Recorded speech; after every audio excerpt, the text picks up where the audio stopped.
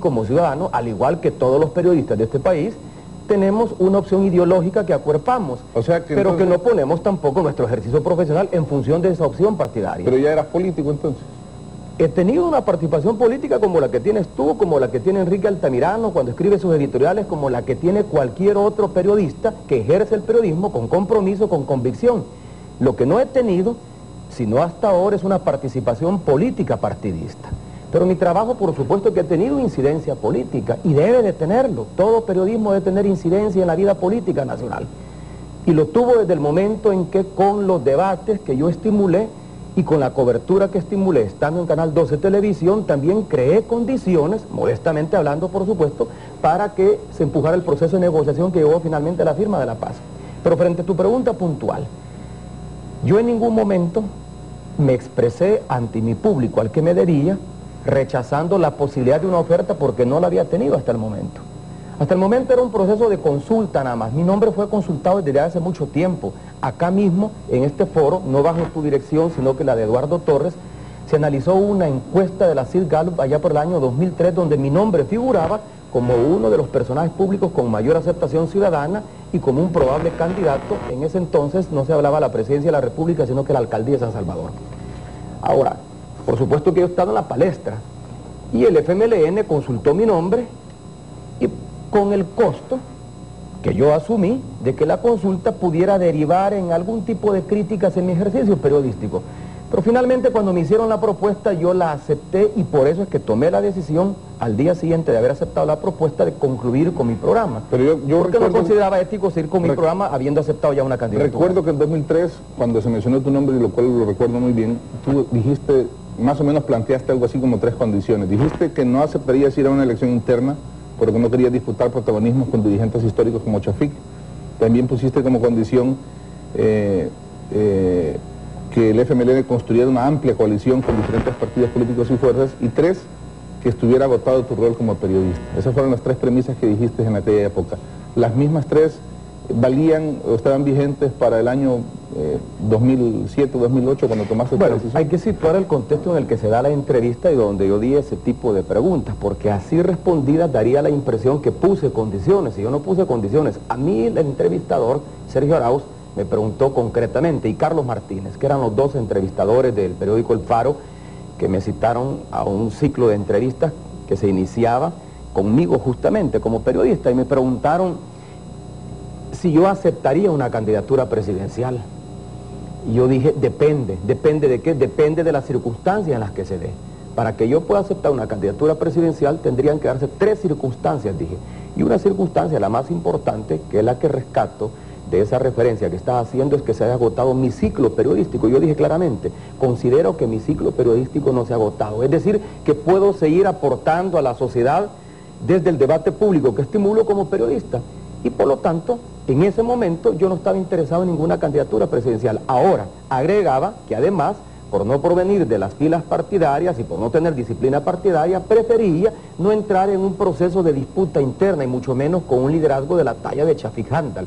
Y consideraba que también que en ese momento se requería de una candidatura que fuera resultado no únicamente de una propuesta partidaria, sino que de un amplio consenso de fuerzas políticas y sociales. Pero entonces en 2007 esas condiciones, tú preguntas si están vigentes o no. Sí, yo te preguntaba además que si ahora en 2007, que fue cuando se dieron las cosas, ya se había agotado tu rol como periodista. Yo considero que sí. Si no hubiera seguido como periodista y no hubiera aceptado la propuesta del FMLN, por muy bien rankeado que apareciera en las encuestas y por muy bien apreciado que fuera por la base y por el liderazgo del FMLN. Porque sentías que ya habías dado todo lo que tenías que dar, porque ya, no sé, de repente uno se aburre de hacer una actividad. No es por aburrimiento, el periodismo es una actividad muy apasionada y tú lo sabes muy bien y difícilmente uno se aburre como periodista, porque consideré que para poder contribuir al proceso de transformaciones que el país demanda, ya no lo podía hacer únicamente desde el ejercicio periodístico. Los periodistas contribuimos con el proceso de cambio que un país demanda en la medida en que institucionalizamos el debate público y en la medida en que abrimos los espacios de opinión e información a la participación de las diferentes fuerzas que son convocadas por los medios periodísticos y tienen algo que aportar para la construcción de un proyecto de nación. Pero en mi opinión yo consideraba que podía aportar más a ese proceso de cambio ya no desde la palestra periodística, sino que desde la palestra política, optando un cargo de elección popular como el que el FMLN me planteó. Entonces, sí consideré que mi ciclo periodístico se había cerrado, y lo dije en esa intervención que tú has reseñado en el reportaje. Lo dije claramente de cara a los televidentes por el compromiso que tenía con los televidentes. Considero que mi ciclo periodístico se ha cerrado, quiero seguir contribuyendo a la institucionalización de la democracia en el país, pero ya no como periodista profesional, sino que ahora como candidato a la presidencia de la República. Ahora, cuando uno decide dar un paso como ese, del periodismo a la política partidaria, hay diferentes opciones en el país. Pudiste haber corrido por Arena, por Cambio Democrático, por el PCN, por el PDC, por el FDR. Bueno, Arena no me lo ofreció. Bueno, pero es una posibilidad, porque es un partido político legalmente constituido y tú eras una persona que estaba lista ya para entrar a la política. ¿Por qué el FMLN? Bueno, hay posibilidades que deben de tener un asidero de condiciones objetivas y subjetivas para que la hagan posible. Que Arena me lo haya pedido o me lo pudiera pedir en algún momento lo veo muy difícil, porque Arena siempre estuvo como fuerza política enfrentada al tipo de periodismo que yo ejercía a lo largo de 21 años. Una parte de ellos a Arena como partido de gobierno, otra parte la Democracia Cristiana con el expresidente Duarte. Ahora, ¿por qué no otras fuerzas políticas? Yo revelé en una entrevista también al periódico digital El Faro que yo sí recibí la oferta de un partido político, el FDR. Julio Hernández, junto con otros dirigentes del FDR, me visitaron en privado a mi oficina de Noti Entrevistas en la colonia Escalón, y frente a mi socio en ese esfuerzo periodístico, Hatos Boom, me plantearon que querían proponerme la candidatura presidencial del FDR. ¿Por qué lo tuve que hacer público? Aun cuando yo mismo les pedí que esta plática se mantuviera en reserva, porque se dio allá por octubre, creo que finales de octubre del año 2006. Un momento en que nadie estaba pensando en candidaturas, ni yo mismo estaba pensando en esa posibilidad. Pero ahí hubo un primer ofrecimiento. Yo les dije que no estaba interesado. Que no estaba interesado en correr por ninguna candidatura y tampoco en hacerlo por el FDR. Pero luego después, cuando ya se conoce mi nombre, porque el FMLN lo hace público, ha habido algunos intentos por parte del FDR y de Cambio Democrático por respaldar la candidatura. Y ha habido un proceso de negociación de la dirigencia del FMLN con Cambio Democrático fundamentalmente por acuerpar la candidatura, pero que hasta ahora no ha llegado a feliz término, lo que no significa que no esté abierta esa posibilidad, sobre todo ahora que la tercera vía parece que va feneciendo, sobre todo ahora que el ingeniero Arturo Sabla, a quien yo respeto, como empresario y como hombre visionario, con ideas muy firmes sobre el tipo de cambio que hay que estimular en el país, ahora existe esa posibilidad y las puertas están abiertas a que se retome la negociación para ver si es posible construir una alianza con algunos partidos democráticos, progresistas, como el caso de Cambio Democrático y FDR. Vamos a ver qué entiendo lo de los otros partidos, pero mi pregunta está centrada específicamente en por qué el Frente.